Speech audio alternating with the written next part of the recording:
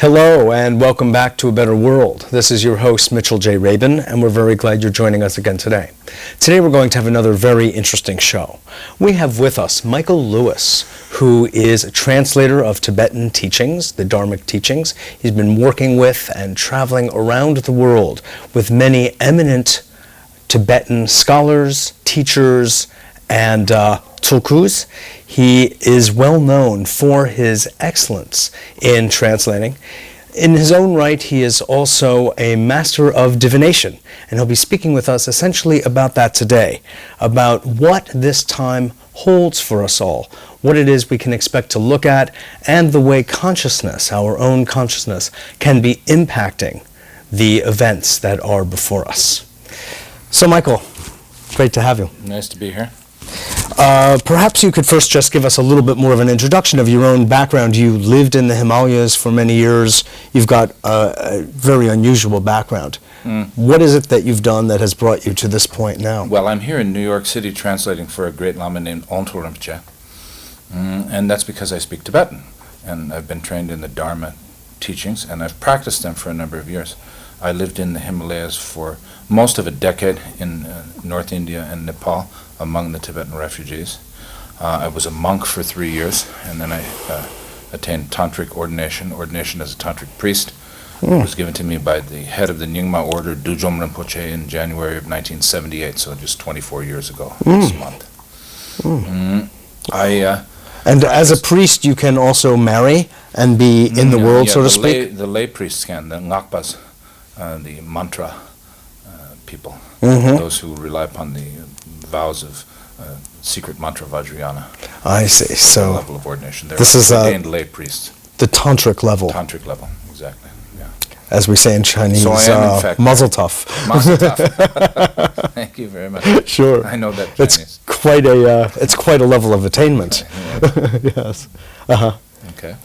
Then from there, as far as my Western background is concerned, and as a translator, I'm as much grounded in my Western background as I am my Tibetan background, since translating is really bridge building, cultural bridge building, bringing meaning across from one cultural nexus to another. Sure. As a Western person, I was trained in Western depth psychology, particularly Gestalt and archetypal techniques. And I've done a lot of dream work. Archetypal as in Jungian? Jungian and Hillman, Hillman James Hillman? From Jung. Of course. So I'm pretty grounded in Jungian and archetypal depth psychology. Yes. And then Native American teachings. Now, in the Western, you've also been connected to the European esoteric traditions as well. Yeah, the Rosicrucian order and the Hermetic order of the Golden Dawn, and the Inner Order of the Golden Dawn, which has another name, but it's basically the practice equivalent of the Outer Order, which is a teaching order. And you were saying about Native American... Native American spirituality has also been very important to me, and I actually had formal training in Vision Quest by a Lakota teacher, and I'm also connected to Yaqui and Nahua shamans.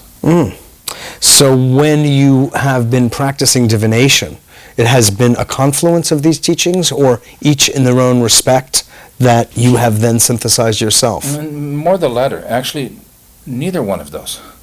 It's been a confluence that resulted from my mastery of each tradition individually. So people often say to me, don't those things conflict? And my only answer is, they don't to me. They don't in my practice. But I practice them one at a time until I gain some competency or mastery in each of them. Now, if you look, Michael, down the path of them, of each one of them, do you see that they're basically saying the same thing, or where are the divergences? Well, let's give an example. It's a big question, I know. You asked a question about the Mayans, and you have some concern about what do they mean by time ending. So we're dealing here with oracles and prophecies. I have studied in depth the prophecies of the Kala Chakra Tantra of the Tibetans, and I can tell you from my study and experience that they are extremely similar to the prophecies of Native American and Mesoamerican traditional wisdom cultures.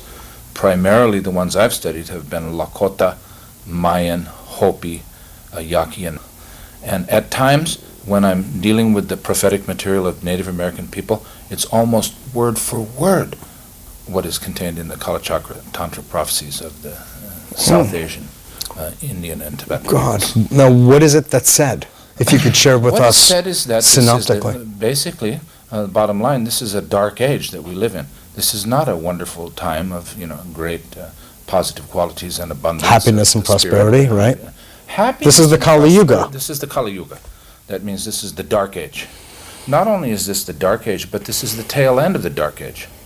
And from now until the end of the dark age, it's all downhill, not uphill, but downhill. That means conditions that we see prevailing around us now are as good as it gets.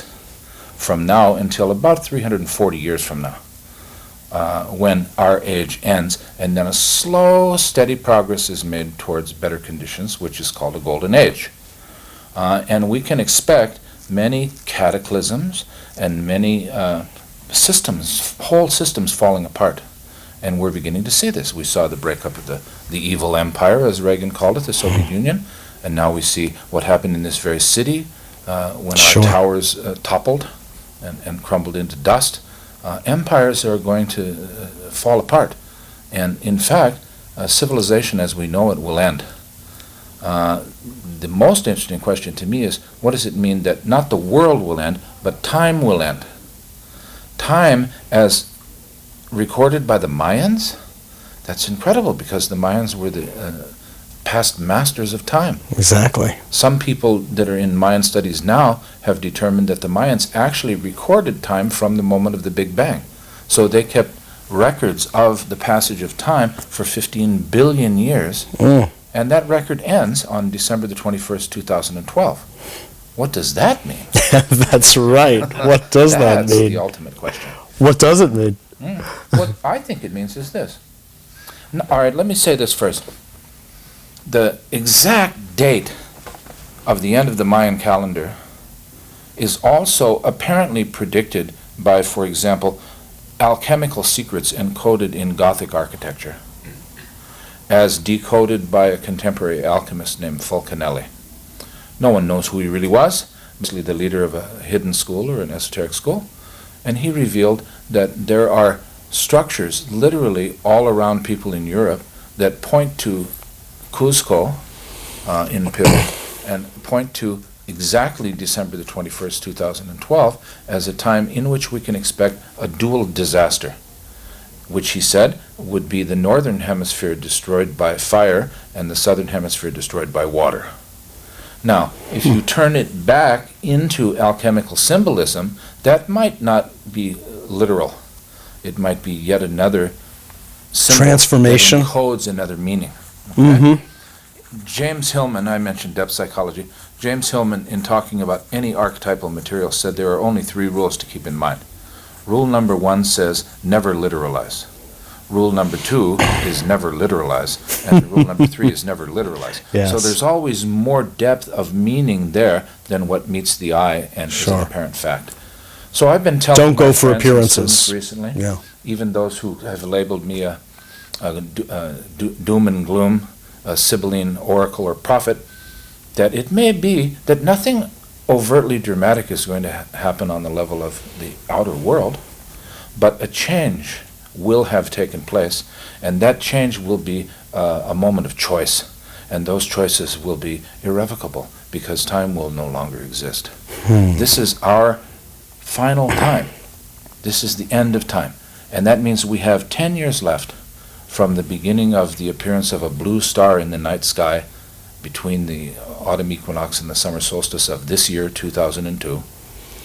We have 10 years left until the decisive moment comes when the energy of the cosmos shifts so dramatically that you either ride that wave of increased energy because you've brought your level of spiritual energy up to the point where you can catch that wave, which means you become more than human and transcend the limitations of the human condition, or you become less than human.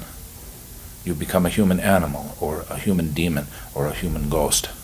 You have the form, but not the form of a human spirit. But no longer the spirit of a human being. And it's I that think that's what's gonna happen bifurcation at that is coming. Yes. I think. So And I think, it's an inner shift, One thing not that's extremely external. interesting to me is this level of mass education and mass entertainment.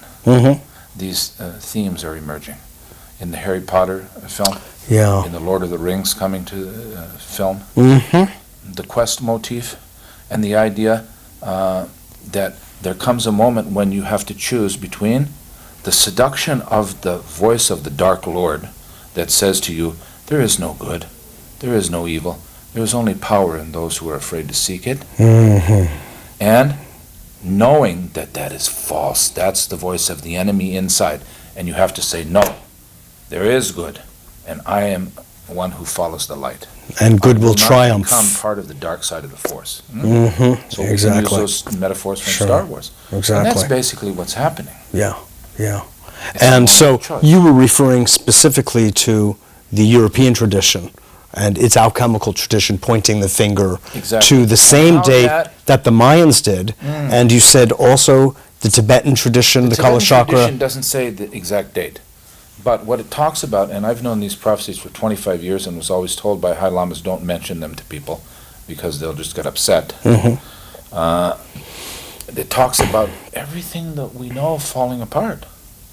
War in every nation, civil strife in every nation, a vast sea of barbarism, and little islands of civilization and culture floating in that vast sea, in special places which are known to the Tibetans.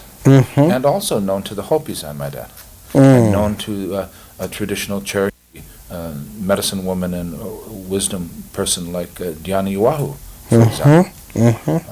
Are these places across the world? Across the globe. A number of them in Asia, but a number of them right here. And they were power spots to the Native and Mesoamerican people. For instance, what are some of those Well, places we that you visited would... one. Onto Rinpoche recognized it as one of these secret places or power spots. It's in Lincoln, Vermont. And the whole area there. When I met Dhyani Uwahu, she asked me, what do you feel about this land? And I had been told nothing about the place. And I said, I feel as if this whole place is perched on top of an underlying crystal matrix. She said, it is. What else do you feel? I said, I feel the presence and the activity of many Earth Lords. In one named Gob, who the Inner Order of the Golden Dawn knows as the King of the Gnomes.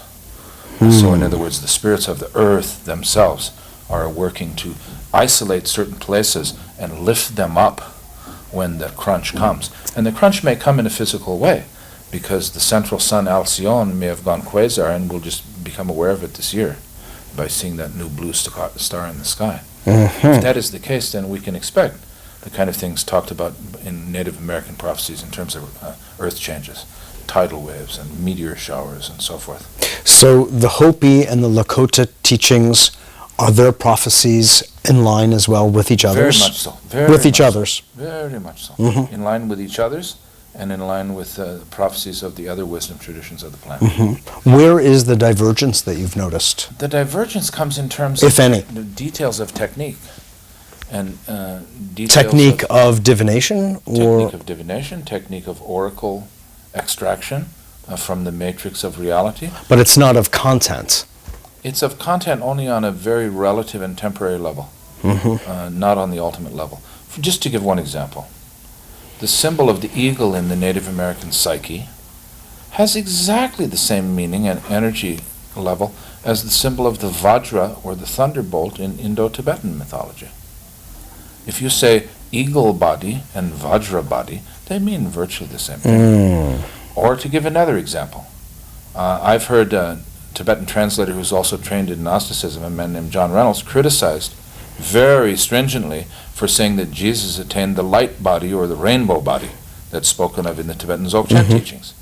But when I read accounts or hear accounts passed down in esoteric orders about Enoch or Hermes Trismegistus or Quetzalcoatl, it seems to me that what we're talking about is very similar to what we're talking about when we describe Guru Padmasambhava, who took Buddhism to Tibet. In other words, interdimensional travelers who were never born and never died in our space-time continuum, but rather who appeared here in a body of light and who left here in a body of light. Yes. And these are the very ones who seeded all the wisdom cultures of East and West that we have the remnants of remaining to us in our time. Sure.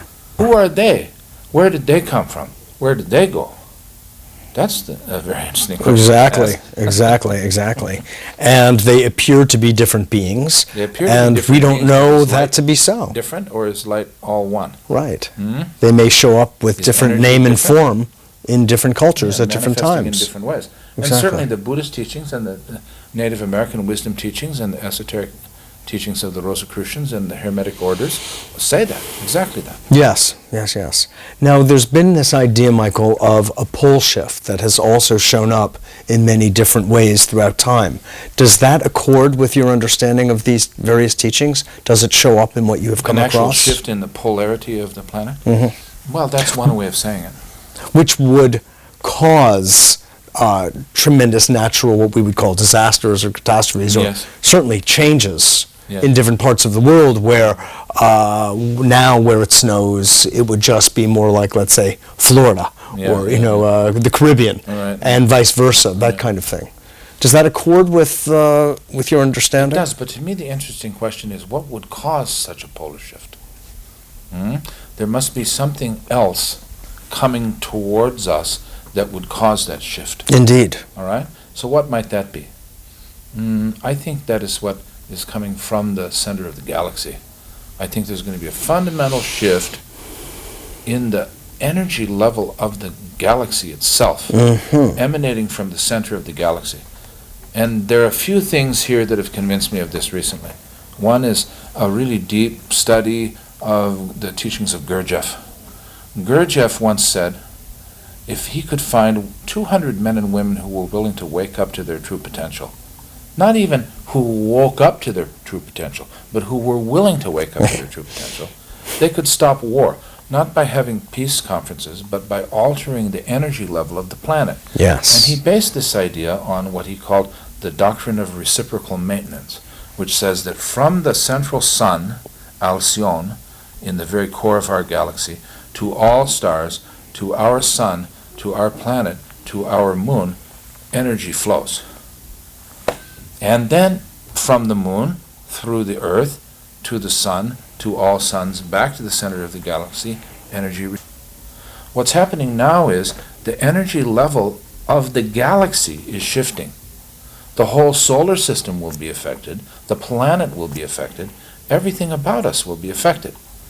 If our energy level matches that of the new frequency emanating from the center of the galaxy, then we're in line with the new energy flow. If not, we're shattered, like vessels who have become too stiff and rigid to hold the new influx of light. Yes. Yes. And there are many things in past wisdom teachings that indicate this has happened before. If you read the Lurianic, that is the teachings of Rabbi Isaac Lurie, or the Aritzal, the Lurianic presentation of Kabbalah, creation of our universe at the Big Bang resulted exactly from that. So there are some astrophysicists even now, and quantum physicists, who say that we're heading very rapidly toward the big crunch. Or perhaps we're reaching that point where time and space and energy turns back on itself. And the most interesting possibility of that occurring is that it might be that when light turns back on itself, it becomes self-aware. In which case, the self-aware light energy at the core of all possibilities of experience within the galaxy becomes available to those who've got the energy up, if you know what I mean. Yes. So that you become an interdimensional traveler when time ends. But those who have not made their energy match that which is even now coming from the center of the galaxy, let alone what will be coming in the future, will be shattered, like those rigid vessels. Are you suggesting that that shattering is what that was the Big Bang? It may have been the Big Bang. That may be the origin of the contrast universe. between the ability to hold the energy and the energy itself. It could be, in the Dzogchen teachings of the Tibetan Buddhist tradition, particularly the Nyingma presentation of the Tibetan Buddhist tradition, say that the original state of being is what they call the youthful vase body. And the feeling tone or the experience of the youthful vase body is what they call the mandala of Samantabhadra, which means the source of all that which is positive, everything good, all goodness. When the mind for once strays away, even for a nanosecond, from absorption in that mandala, there develops a subtle sense of self, isolated from experience, and an observer of experience. There's a self and an other, a subject and an object, a perceiver and a percept. Once that occurs, then increasing distance arises over any given period of time between the self and the other. And we develop attachment and aversion and indifference towards the objects of our perception. But actually, an idea of self develops out of self develops and is reified nothing. by our grasping to it as if it were something real. There's nothing really there, but we've become deluded about the fact that there's nothing really there, and so we hold on to that idea. And because we hold on to it and grasp at it so and giving it a name. give it a name, then we have a vested interest in thinking there's something really there. Sure. And there's nothing really there, but we've forgotten that. Okay? Right. It's called the mistaken path. It's called being deluded about the actual nature of reality. Maya. We've been in that as a world system now for 15 billion years. Imagine how strong it might be. Well, something may be coming at the end of time, whether it's December 21st, 2012, or 2025, or whatever the next date that oracles might predict may be. Something's coming that's going to bring us face to face with the fact that we have been on the wrong path all along. But the moment we realize that, we can then directly confront the nature of reality, experience it, and devolve back to the moment before the Big Bang ever happened, in which case the whole of cyclic existence never got started to begin with, and we regain the experience of the youthful vase body, or the mandala of Samantabhadra. Our primordial non-self. Primordial non-self self. Your true birthright, who and what you really are. Thou art that. Right. We are that. Right. That's what we are. Phenomenal. And when time ends, according to the Mayan prophecies and Western alchemical predictions and other oracles, it may well be that those positioned in the right place at the right time with the right attitude will realize that all at once, and that will become the attainment of a global light body or rainbow body through which we can transcend the limitations of embodiment itself. Christians call that ascension or Merkaba. There are many names for it. So in this time period, Michael, then between now and 10 years from now, according to the Mayan and the other teachings, there is something that people can do. There is a way of being that can actually alter the course of the predicted events. Yes, absolutely. Could you speak to that? All right. You've done already, I know, a bit, but if you could just elaborate on that. What can be done is this. As per Gurdjieff or what have you. Yeah, per all of them. First of all, wake up. That means realize that until now you've been asleep. Right, a recognition of that. Recognize what things are in an experiential way by deprogramming your usual knee-jerk reactions, which is to wrap yourself even more tightly in theories and opinions and concepts and discursive thinking about reality. And material existence. And material possessions and so forth. Realize that everything is impermanent, transitory, and has no self-nature. That at the core of every possible experience is intelligent light, and that is what is, and that is what you are. That is the nature of being itself. Other than that, there is no enlightenment. Other than that, there is nothing to wake up to. Once you've awakened to that, that is totality. So begin to experience totality. And one way to do that is to choose which side you will be on. Will you be on the side of the Sethian forces, the dark forces that have co-opted and rewritten history and told you that the description of the world that's been drummed into you from the time you were born is true? Or will you be on the side of the forces of light that have told you there is a world elsewhere, and that world is transcendent of this one, superior to this one, and it is that world that is your real home? And therefore, the more people that get that, wake up to this reality, and begin to live, be ensconced, if you will, Hopefully. imbued with this wisdom, what then?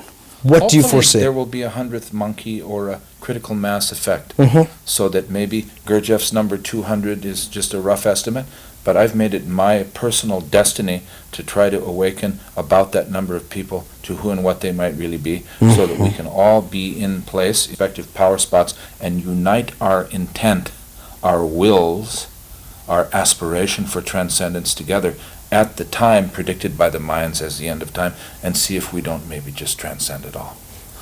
Not only for ourselves, but on behalf of the entire planet, especially our Mother Earth, because my own vision is of half the planet blown away, and I want to prevent that from happening by weaving a virtual force field around the planet by the united intent of hundreds of yogis and practitioners all over the globe, cooperating together. Dhyana Iwahu calls that weaving a basket to carry Mother Earth. So that's my goal, and that's my plan, and that's my destiny. Indeed. Well, it would be my honor to participate in the fulfillment of that. Solicit all the help I can get. Indeed. And we're putting this word out also to... Saving the world is a hard job, folks. Join up. Exactly. We need some assistance. Not a simple task, but the only real one there is worth doing. So we didn't talk that much about divinations and oracles, but well, we didn't, but we did speak about prophecy. Yeah. In our last minute, if you'd like, what message would you like to deliver to our audience, and what you think they most need to hear? Okay, this. Sit still. Stop thinking. Open up your heart. Recognize what is just as it is, beyond words, beyond concepts, beyond opinions, and wake up. Beautiful. In being the light beings that we are, join together and save our dear Mother Earth and, God knows, our own souls. Thanks so much for joining us. This is Mitchell J. Rabin for A Better World, and we look forward to seeing you all in a new state next week.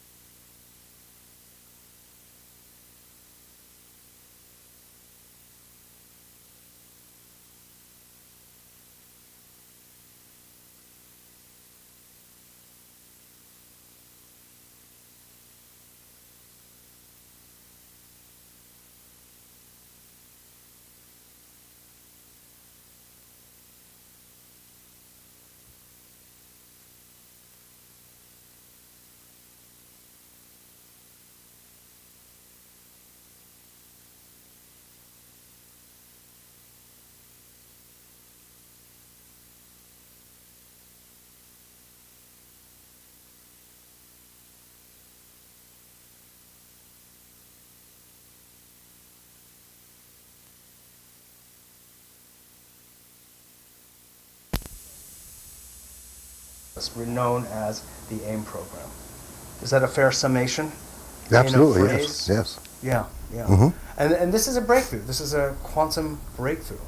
So, I'd say it's an introduction rather than a summation. yes, Mhm. right. So now I was aiming for. I can live with that. Quick. Okay, fine. Very good, very good. Okay. Now, you speak about this as a spiritual technology. Could you elaborate on that a little bit? Yes, it's really fundamental to our life. And it also deals with what we just mentioned before about remembering and forgetting. We inherently know how to heal. And I believe in our abandoning our quantum knowledge of our universe. We have abrogated healing in favor of curing. Mm-hmm. Now, curing is a real phenomenon. We've all seen it done. Doctors diagnose, they treat, and they do cure sometimes. Sometimes they don't. But no one heals you but you. And you heal you with your consciousness. And in my mind, that consciousness has to do with your connection to the entire universe. And I don't, for the life of me, understand how you can remove that from spirituality. I think it's impossible. That is why we are EMC squared, obviously out of homage to Einstein. Sure. But also the Energetic Matrix Church of Consciousness is homage to the fact that healing is a spiritual value. And if you lose that connection, you are losing your capacity to heal. And healing still always does occur. Let me ask you a question.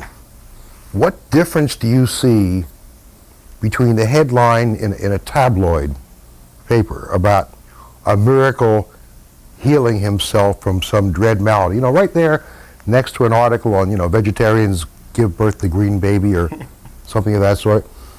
That article in that tabloid, or a report in the New England Journal of Medicine speaking about inexplicable spontaneous remissions. That's healing. Yeah. It's where no one did a thing, but someone got better. Well, something happened. That's right. It certainly is not an accident or a circumstance. It's healing. And you can heal anything about you. I can heal anything about me. Now, Yeah. I'm not as good at it as I'd like to be, because I've kind of lost touch with a lot of my fundamental roots. We all have. Mm-hmm. It's just a function of our living in a kind of synthetic world. We've got to find our way back. Sure. Fortunately, what I have developed gives us a little bit of an edge. It forces you to remember. Remember every second. You're on the AIM program. You are not permitted to forget, not permitted to not focus on your particular need for healing, on your particular everyday commonplace miracle. Mm-hmm. And it is that. Well, that gets back to St. Augustine, doesn't it? Mm-hmm. Miracles occur, not in opposition to nature, but in opposition to what we know of nature. Right. Coming back to language, it's a funny thing. The word to cure, I was just thinking about, Steve, comes from the Latin to worry, curare, to show concern, to worry. That's the root of curing. Is that related to Word- curare? Yes, curare. And Madame Curie, I guess. However, the root of the word to heal Mhm. goes back to the Greek and back actually to the Indo-European, which comes from the same root to make whole. Kylo actually is the word. To make sacred, to hallow, to make whole, to make holy. Mhm. And it involves the soul. By definition, it involves a spiritual matter. You cannot heal without spirituality. And by that, I don't mean a structured, organized service. I don't denigrate that, I don't deny it, I don't condemn it, but essentially you still must find a connection within you to that which is larger than you, to that which encompasses you and everything else. And that is essentially the message of quantum physics. That's why, after all the years of science and religion being at perpetual odds, and one calling the other either stupid or the other soulless or whatever it may be, with quantum physics, it's why people like David Bohm, Niels Bohr, etc., were befriending Krishnamurti, why Einstein and Schweitzer found a common ground, because they were working in the same thing. That's right. That's the message, as understood. And we've got to understand that this is as real to us as it was to them. That we, the reason Einstein and Albert Schweitzer had something they shared absolutely in common is the same reason we understand our connection to the universe, the same reason we can heal ourselves. And we've got to get better at it. I see me and what I've done with the AIM program as essentially an intermediary step. How long it's going to last, I don't know. I'm not pressing it. Until such a point at which our consciousness is such where we can, without the use of the computer or the photograph as such, identify the frequencies necessary for healing, for balancing, and eventually it's inevitably going to happen. Indeed. It's just another group of 100 monkeys, isn't it? In fact, the AIM program may help to precipitate the quickened evolution of that occurrence. Excuse me. Not only will it help to precipitate it, but inevitably it does, because one of the things we measure is the level of consciousness. And as you remove these gross imbalances, you remove them, that are inhibiting the higher use of your life force, you do use your life force for a higher purpose. And your consciousness does expand. And I believe that's your purpose on Earth, to become quantumly conscious. That's what you're here for. And if you don't get it right, you'll be back. I believe that. Sure.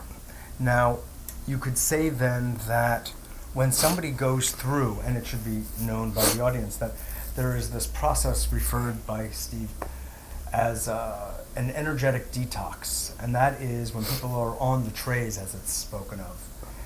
They go through a process of processing the hereditary factors inside themselves with which they were born and release them. Now, when people go through that, you could almost say that it's a karmic cleansing process as well.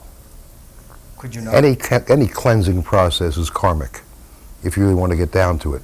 I mean, when you are healing, process is karmic too. Perhaps, if you are healing yourself, you are taking these deep, internal, negative energetic frequencies and bringing them out of you to the surface and out.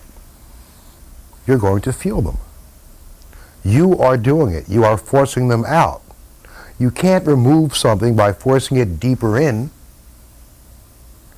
You're an acupuncturist. Deeper in becomes far more yin, far more vital. It has to come out. Far more threatening, ultimately. Yes. The vital organs are the yin organs. Sure. And as they come out, well, you'll feel them. They're also more in your consciousness than they were. And that is also the same destiny. You've got to be conscious of something before you can focus on it, before you can deal with it, before you can heal it. I'm also a psychotherapist, and the same goes for so-called emotional material. Not that it's really separate, ultimately, from anything physical or organic. It's really not. And, you know, you've spoken about this at some length, that all is ultimately energy. But if someone has some kind of trauma early in life or later in life, and they repress it, that is, burying it deeper inside themselves, it actually gathers momentum as a result of that and causes more trouble in the long run. Well, if my memory serves me correctly, any psychoanalytic school dealt with taking a some kind of emotional trauma and bringing it to the level of consciousness. Exactly. You must bring it to the Whether you surface. did it by virtue of spending countless hours on a couch or by virtue of some Primal incredibly traumatic technique, the point to bring it to your consciousness. Right. And that is true of anything physical, emotional, spiritual, because you can speak of them separately. You can speak, That's a matter of convenience. But as a matter of convenience, the reality is they are not separate. Spiritual, emotional, physical, they occur at the same time together. They're inseparable.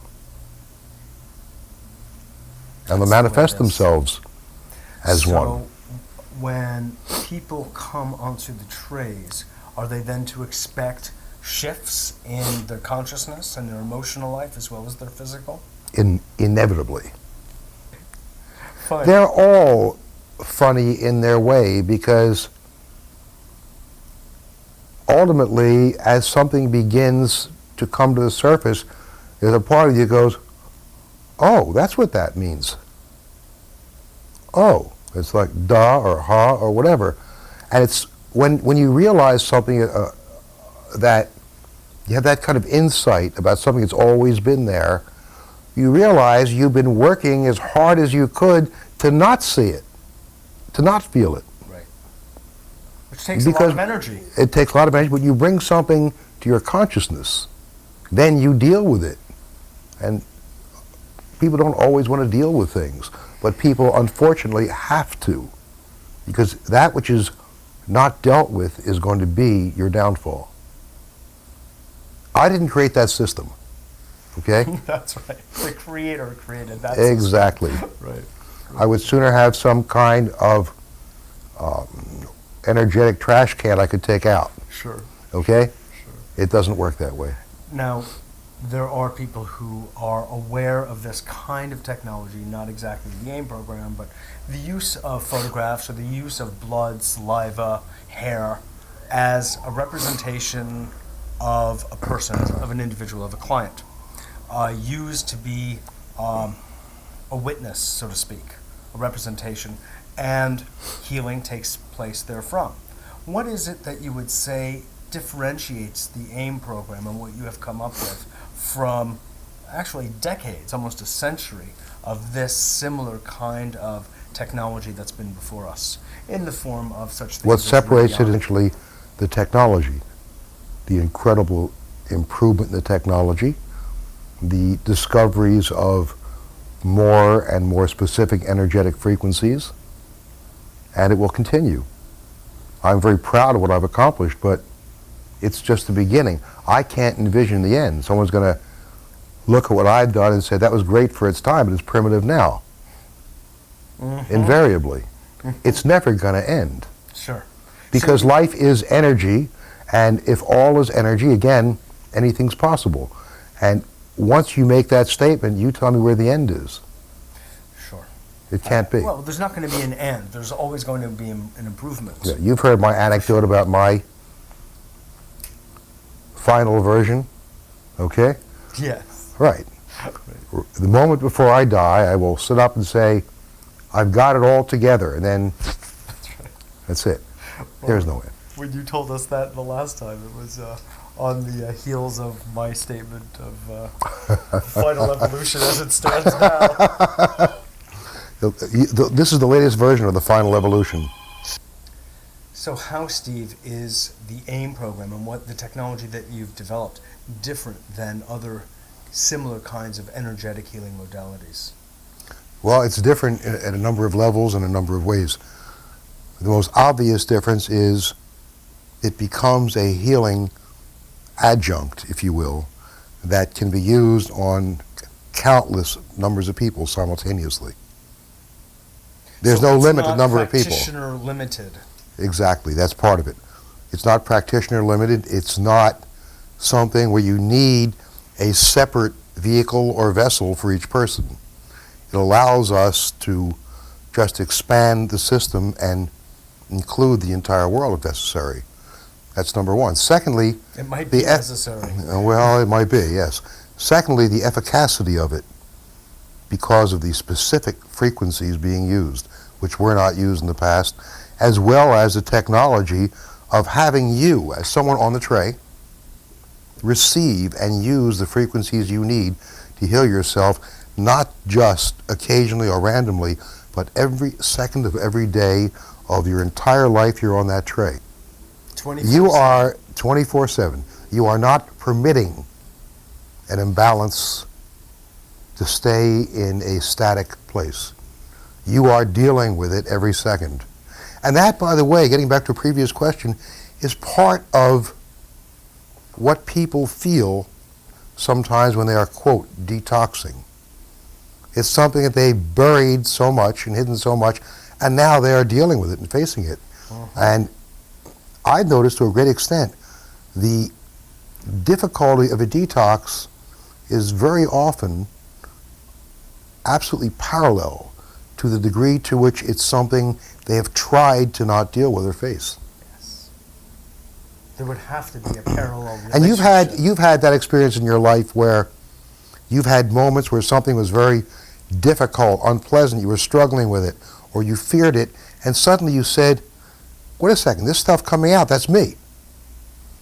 And you shifted from fear to laughter. You're laughing at yourself. At that moment, you made a quantum leap. That's right. And you became conscious of something instead of fighting the consciousness.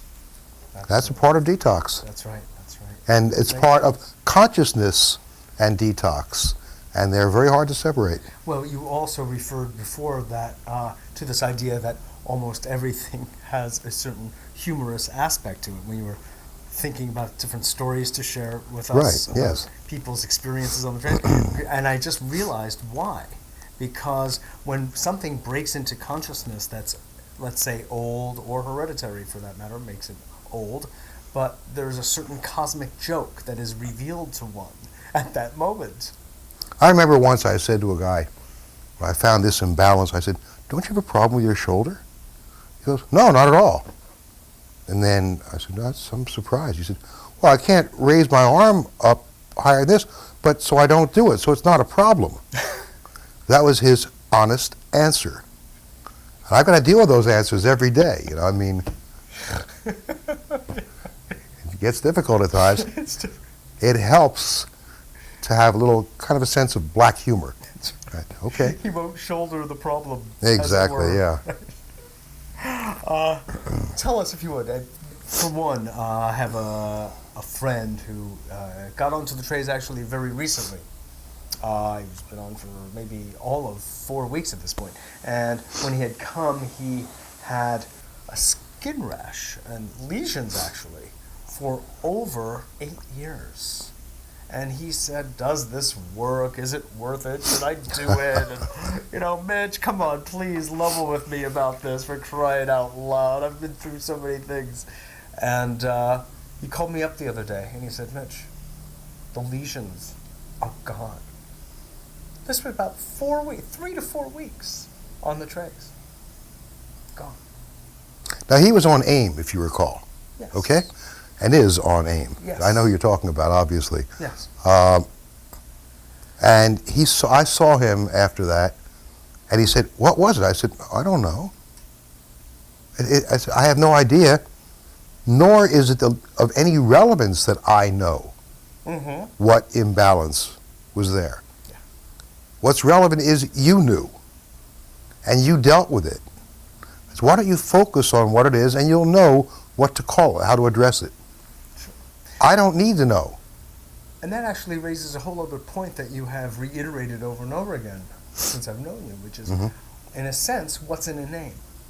Why be over involved in the names of things if everything is essentially energy anyway, and therefore transmutable? Yes and no again. Very Yes and simply no. because bear in mind that information is also energy. And power. And power. And so you was said just you're setting a you up. psychotherapist? Huh? Yes. I believe that's been part of your stock and trade. You bet. Information's energy Of course. and power. Of course. Of course. So what's in the name? It can be used for good or for naught. Yes. That's what. Uh-huh. And it is oftentimes when it comes to things that we refer to commonly as diseases that names can be a burden as opposed to a liberation. That's what. They are a burden if you look at them in a politically improper sense. For example, people ask me about, can you heal anything? Steve, can you heal cancer? There's a buzzword for you, cancer. This is all what right? I'm referring to. Now, forget what the word is. Forget about the misconception of the word. Let's say cancer is cancer as we all know it. The answer is yes, I can heal cancer. I have no doubt about it. But I can only heal it in me. I can only heal me. That doesn't hinder you a bit, because you can heal you. If you have an imbalance that perhaps has been called cancer, there are journals full of people inexplicably healing themselves from their cancer. They heal themselves without benefit of medication. And in fact, So-called even spontaneous remission. if you wish to call it that, right, or miracles, if you wish to call it that. Other journals say that. Other journals, right, the ones in the supermarket, all right? But you know, and religious texts, actually. and religious texts. Well, medicine, allopathic medicine even has those who are recognizing the value of that. Yes. There are a bunch of books by an MD, Larry Dossey, Larry Dossey, sure. right? We've all read them, about the healing power of prayer. Well, Larry Dossey recognizes that as an MD. I don't think there are many congregations that haven't known that for thousands of years. Exactly. And they weren't looking for scientific validation of what it is they're doing. And it's gratifying that Dr. Dossey is writing about this. Indeed. But it's not as if he came up with a technique and said, I'm going to call it prayer. Okay? Well, you'll need a There's a medical difference. prescription for it if they keep going with this kind of inquiry. It's the difference between discovering America and inventing it. Okay? That's right. That's right. It was here. That's right. Okay? Steve, I want to thank you again so much for being on the show and sharing with us your wonderful and I feel compelling discoveries and innovations, both. Well, and I want to thank Really. you for helping bring this message out, because it's needed desperately, and you're performing a vital service. Thanks again. Absolutely. Okay. Thank you. Okay. This is Mitchell J. Rabin for A Better World. Thanks so much for joining us. I hope that is as impactful on you as it is on me. Please stay tuned next week, and we look forward to seeing you next week.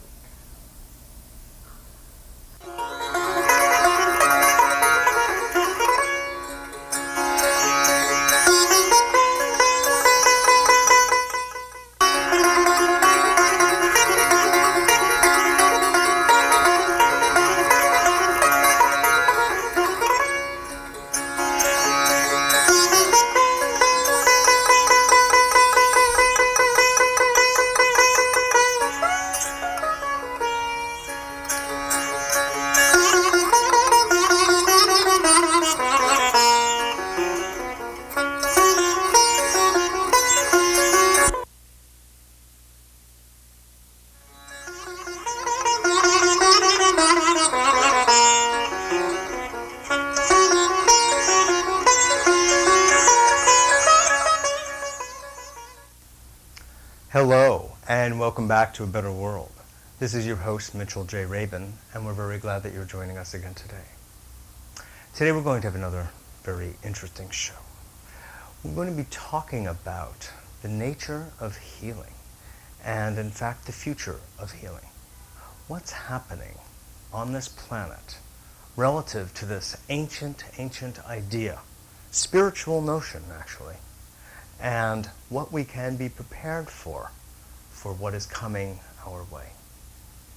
You know, there are times in history that create shifts in an entire way of thinking and looking. If you think about the change from the geocentric theory, for instance, that entire way of thinking pervaded, as far as we know, the world at that time that thought that the Earth was the center, the very center of not only the solar system, but perhaps even the universe. Then there came a time when we believed, according, by the way, to scientific inquiry, that the sun was really the center, the heliocentric theory.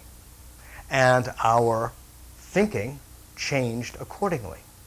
We began to conceive of the universe entirely differently than we had up to that point in history. And that thinking began with the artists, the scientists, the philosophers, the religious people, the clerics even, and then slowly and surely filtered into all levels, all strata of society. It's not a quick change, and it's one that often meets with tremendous resistance. Now, in the last several centuries, we've come across the upsurge of technologies, industrialization, and these provided us, we society, human society, with yet another kind of change. Perhaps not as vast as the change from geocentric to heliocentric, but no less. We humans expect and experience change, not in the greatest way. For us, change represents something to be avoided if possible. Yet, in fact, we know that change is really the only constant.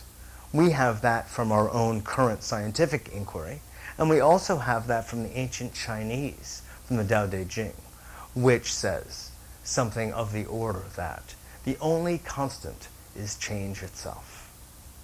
What we're finding is that these ancient pearls of wisdom are meeting today with the scientific mind, and what has been said and understood by many sages of old is now being, as it were, fleshed out through mathematical formulas, through scientific understandings, through principles, laws of nature. This should not come as any surprise. After all, each is a belief system, and when one relies on one's intuitive nature coupled with one's observational, all sorts of very interesting things ensue. So we're in a situation now, in our history, we are positioned, looking out over perching out over the 21st and 22nd and 23rd centuries, and changes indeed are afoot. One of the ones I want to focus on today is represented in and discussed in this book, Sanctuary, The Path to Consciousness, by Stephen Lewis and Evan Slauson. Some of you who watch the show regularly have seen my interviews with Stephen Lewis over the past couple of months. I invited Stephen onto the show because of work I feel he is doing that is extremely remarkable. It represents, as far as I'm concerned, the new wave of healing, the future, if you will, of medicine, even though he doesn't discuss it quite that way, that is before us. Now, in fact, for those of you who may be familiar with the arts and sciences of radionics, even of nutrition, there have been rather radical practices going back to the 20s. Radical, that is, for their time, and even for our time now, which used electricity, that used frequency, that generated frequencies, such as the Rife frequency generator, to stimulate life force in a patient or in a human being in order to help that person heal him or herself. In short, the body has the wisdom, that is, nature has the wisdom, or whatever it is that created the body and nature has the intelligence, of course, far beyond our own, to effect the necessary changes in the body so that what we refer to as healing can take place. It's a formidable process about which we actually don't understand a whole lot. That doesn't mean, however, that we don't tinker with the process and tinker with the body in such ways that we have become able to stimulate some levels of healing. So back in the 20s, there were a group of very innovative thinkers who developed something called radiesthesia and radionics. Then a little later, there was Royal Remington Rife, who developed a machine that was actually tested by the medical authorities at the time and proven to be able to heal all manner of degenerative diseases, including cancer. For a series of economic and political reasons that never saw any further light of day, it was published and discussed back then in medical circles because medical schools across the country had sent their terminally ill patients to Royal Remington Rife down in San Diego, who was working with a physician from LA, and in fact they cleansed these terminal patients, otherwise known as, of all their disease. There was one person who did die, and he died not from the Rife machine not working, but because the Rife machine actually worked so well, clearing the toxins from the person's system, of which there were so many, based largely on their standard conventional medical treatment at the time, and I dare say even today, and the person died from autotoxification, not from the disease. So this idea of vibrational medicine has been written up by a well-known physician named Dr. Richard Gerber in his book, Vibrational Medicine, commonly known as. And this is generally available in the bookstores, Barnes & Noble, and where have you. You can find it. And it is based on a series of documented research, studies, etc., for those who are interested in that kind of inquiry and those kinds of proofs. You can find them. They do exist, as well as the theoretical underpinnings of this kind of medical approach. Well, as time has gone on, there have been refinements. And among these are refinements that Stephen Lewis has come up with in his system known as the AIM program.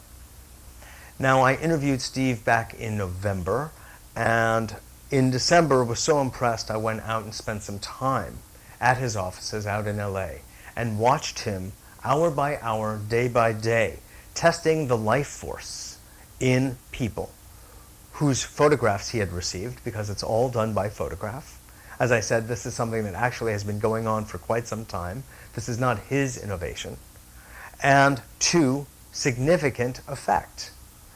So, having become fascinated with what he's doing, I studied with him to some extent, and I decided to invite him to New York for our wonderful community here of people who want healing, who want to know about healing, who want to have their energy fields balanced and lead healthy, wonderful, satisfying, more conscious lives.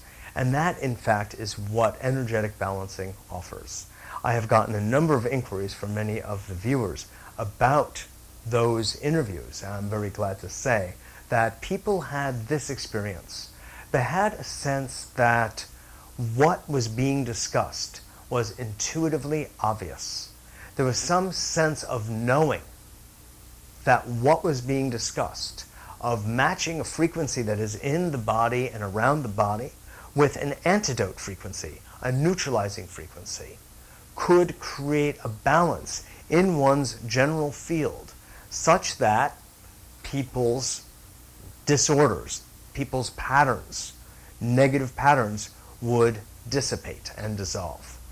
And I have spoken to people all across the country, down in Florida, around San Francisco, and Arizona, and they all say that this is in fact happening.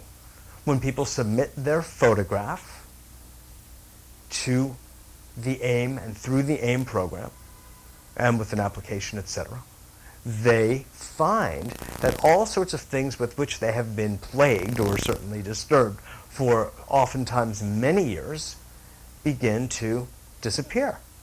Migraine headaches, urinary tract infections, on and on. Joint pain, arthritic conditions, all sorts of things. Now, these folks in the AIM program are not involved in treating anything, disease or anything. That's not what they're up to. They work purely with the energy field. Now, what medicine's understanding is of the energy field is actually nil. There isn't even recognition or acknowledgement of an energy field by and large. And what its relationship is to the disease of the physical body, or the health or wellness, for that matter, of the physical body, remains a huge question. What I'm saying is that there is a relationship between one's health and one's energetic. That I have invited him here. He will be at the Shelburne Hotel on Friday night, March 3rd. That's this coming Friday night, 7 o'clock. It's a free lecture. Please come.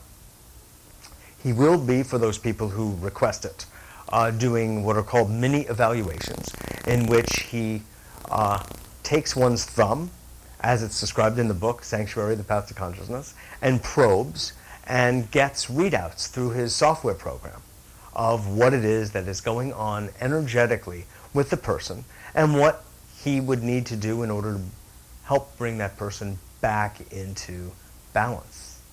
So those are available, but you would have to call ahead of time because there are very few spaces left for people to enjoy that aspect of the work.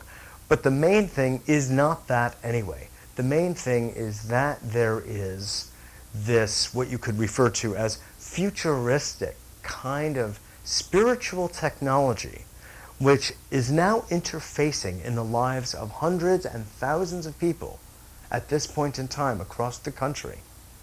And people are deriving tremendous healthy benefits from so doing. This is a phenomenon. This is why I wanted to talk about this today and make it the centerpiece of today's show. What engaged me personally is that through the AIM program, through the work Stephen Lewis is doing, I see the potential to bring balance and harmony and healing to a vast number of people in a fairly short amount of time.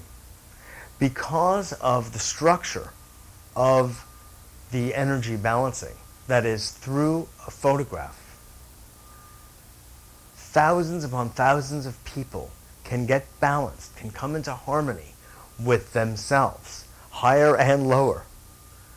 And it is not relying upon a solo practitioner to affect these ends. If we were to do that paradigm, it could take dozens and dozens of years. But with this paradigm, with the very structure that he and his partner have developed, there is actually no limit to the number of people that can be receiving the balancing frequencies at any given point in time. And for me, this promised such a potential shift in the health, wellness, and consciousness of our human society. I couldn't resist. That's what motivated me to go out and spend time with them. That's what's motivated me to bring them to New York. Now, we don't know that if all people all of the time will experience the balancing effects of this work. Who can say that? Nobody can say that. But there is an interface, no matter what, on some interesting vibrational level of what they're doing and our own fields. And somewhere in the universe, there is some positive change. I would go so far as to say one's own biological, psychobiological universe. and even spiritual universe. There is a shift that is occurring, visible or not. I understand that theoretically. And what I have heard from the stories of people who have been involved in the AIM program for approximately a year, it is happening regularly and consistently on a number of different levels, obviously including. So it's in that light that I bring this up. Just if you can go back first to Plato's cave. This is the way I come to understand this. Our way of seeing in said cave was quite limited. Looking up and looking out was something considered a rare moment and an innovation. And most people took the life inside the cave as the be-all, end-all of what was possible. But now we live in a time of great potential, possibility, and through the nature of quantum physics, probability. And what didn't ever seem possible before is now possible. Another example of a shift in consciousness in more recent times, over the last couple of centuries, is the innovation of electricity. Now, before electricity was present, if you would put yourself into this mindset, think of someone explaining to you what electricity is. It's this invisible energy that courses through space between two poles, a positive and a negative. And even if you reach out and don't see anything, but you're in the direction or in the space between those two poles, you can get zapped. You know, the way most people think most of the time, they'd say, "What are you, crazy? This is not possible. You mean you can't see it, and yet you can just walk through a certain field and you get zapped? And what does zapping mean anyway? To zap. You know, what kind of verb is it? I've never seen that in the dictionary in the 19th century.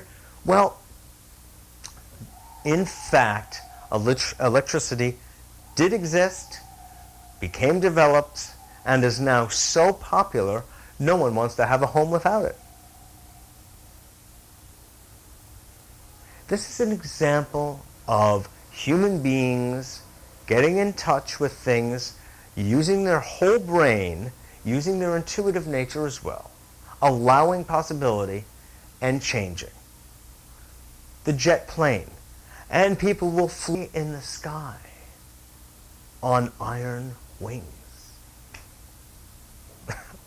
It wasn't very long ago, in many people's lifetime to this day, that the whole idea of a flying machine was preposterous. It's just not possible. How could metal hang suspended in the air? What kind of dynamic would there have to be for it to propel forward and not fall? And how would you land the darn thing without a crash? All of it, I mean, just the idea. Forget about the details of landing. Just the idea of metal, iron, floating in the sky and propelling us through the air at incredible speeds. This is too much for the common mind. And it was too much. However, as it is with such things, slowly and surely we become accustomed to that reality.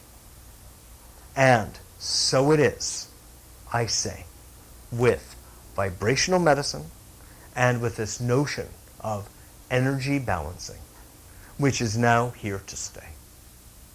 Just notice for a moment, if you go back over the past just 5 years, hospitals, Mount Sinai and others, are now using acupuncture, aromatherapy.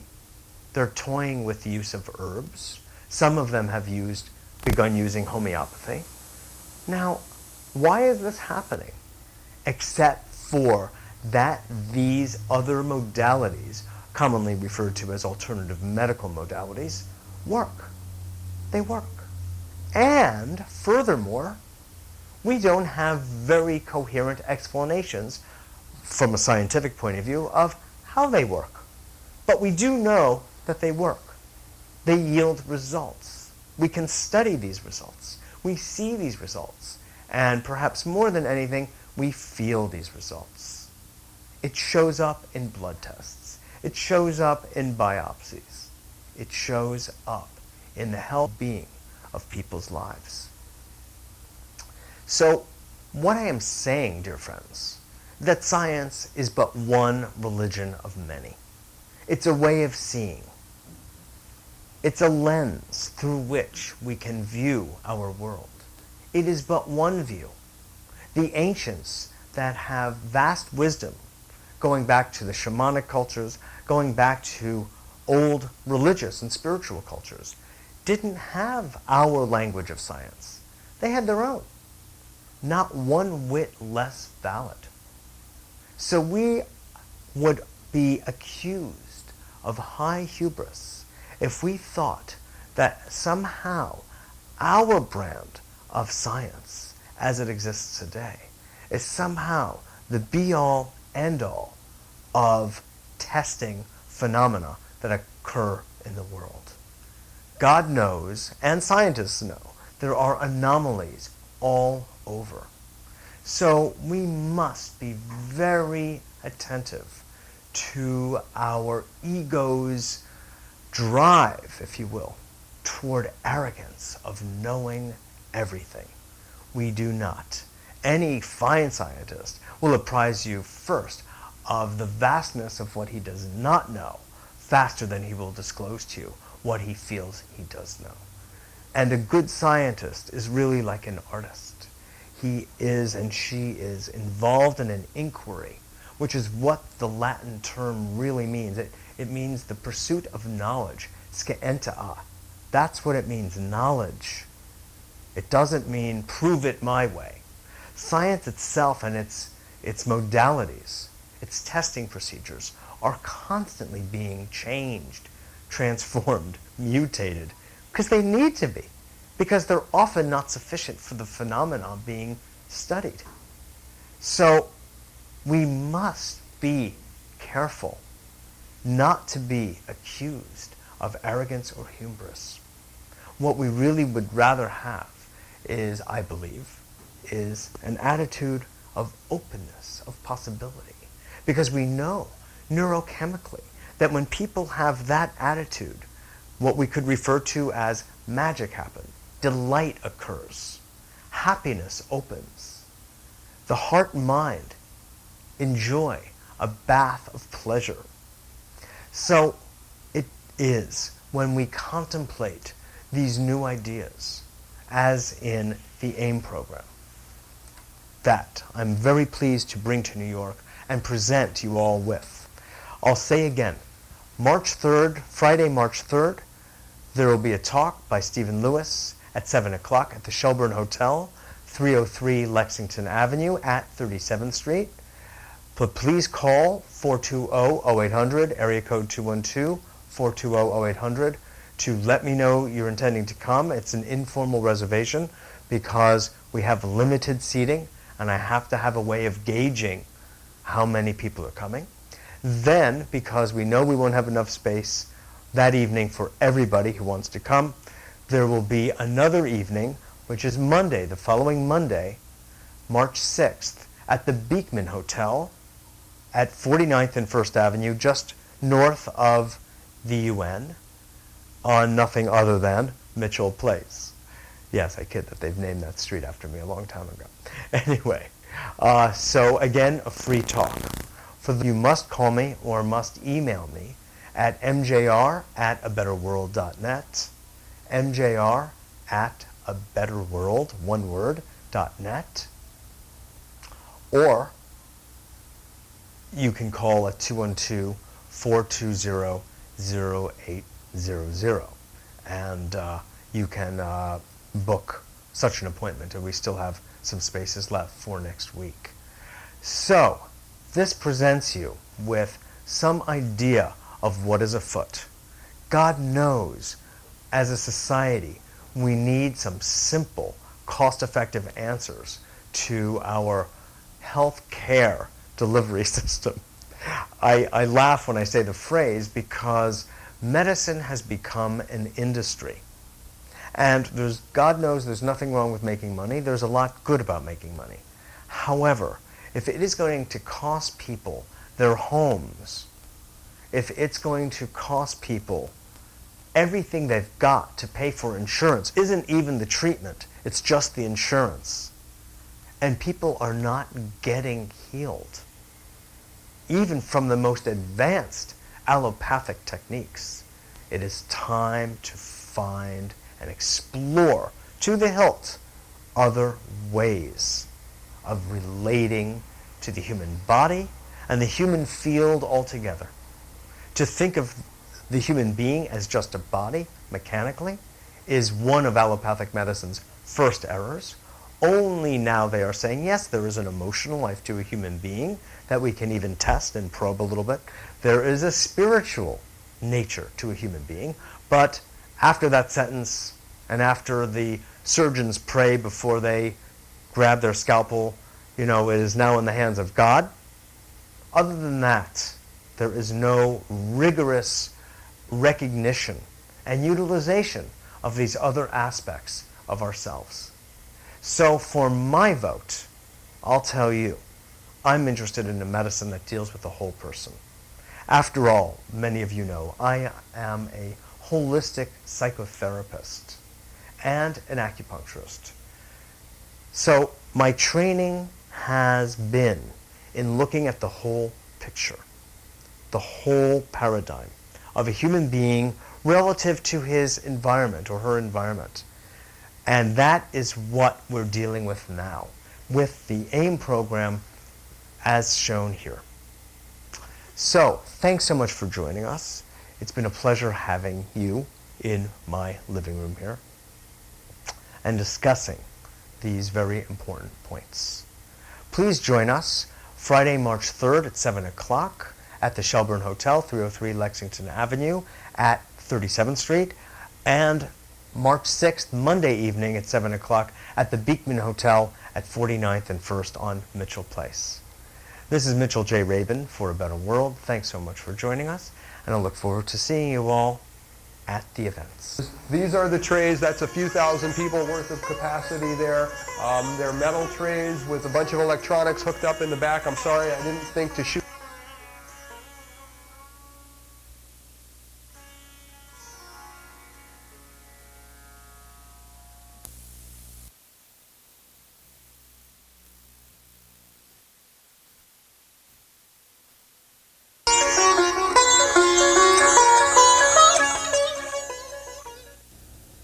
Hello, and welcome back to A Better World. This is your host, Mitchell J. Rabin, and we're very glad that you're joining us again today. Today we're going to have another very interesting show. We're going to be talking about the nature of healing, and in fact the future of healing. What's happening on this planet relative to this ancient idea, spiritual notion actually, and what we can be prepared for what is coming our way.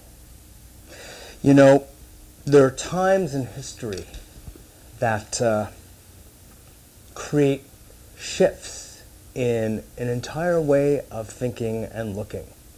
If you think about the change from the geocentric theory, for instance, that entire way of thinking pervaded, as far as we know, the world at that time, that thought that the Earth was the center, the very center of not only the solar system, but perhaps even the universe.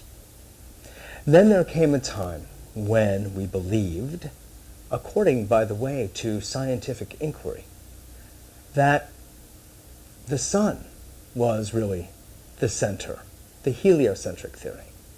And our thinking changed accordingly. We began to conceive of the universe entirely differently than we had up to that point in history.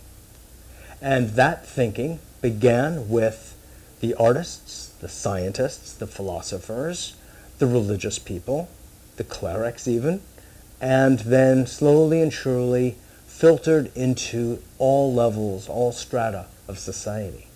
It's not a quick change, and it's one that often meets with tremendous resistance. Now, in the last several centuries, we've come across the upsurge of technologies, industrialization, and these provided us, we society, human society, with yet a kind of change. Perhaps not as vast as the change from geocentric to heliocentric, but no less, we humans expect and experience change, not in the greatest way. For us, change represents something to be avoided if possible. Yet, in fact, we know that change is really the only constant. We have that from our own current scientific inquiry, and we also have that from the ancient Chinese, from the Tao Te Ching, which says something of the order that the only constant is change itself. What we're finding is that these ancient pearls of wisdom are meeting today with the scientific mind, and what has been said and understood by many sages of old is now being, as it were, fleshed out through mathematical formulas, through scientific understandings, through principles, laws of nature. This should not come as any surprise. After all, each is a belief system, and when one relies on one's intuitive nature coupled with one's observational power, all sorts of very interesting things ensue. So we're in a situation now, in our history, we are positioned, looking out over perching out over the 21st and 22nd and 23rd centuries, and changes indeed are afoot. One of the ones I want to focus on today is represented in and discussed in this book, Sanctuary, The Path to Consciousness, by Stephen Lewis and Evan Slauson. Some of you who watch the show regularly have seen my interviews with Stephen Lewis over the past couple of months. I invited Stephen onto the show because of work I feel he is doing that is extremely remarkable. It represents, as far as I'm concerned, the new wave of healing, the future, if you will, of medicine, even though he doesn't discuss it quite that way, that is before us. Now, in fact, for those of you who may be familiar with the arts and sciences of radionics, even of nutrition, there have been rather radical practices going back to the 20s, radical, that is, for their time, and even for our time now, which used electricity, that used frequency, that generated frequencies, such as the Rife frequency generator, to stimulate life force in a patient or in a human being in order to help that person heal him or herself. In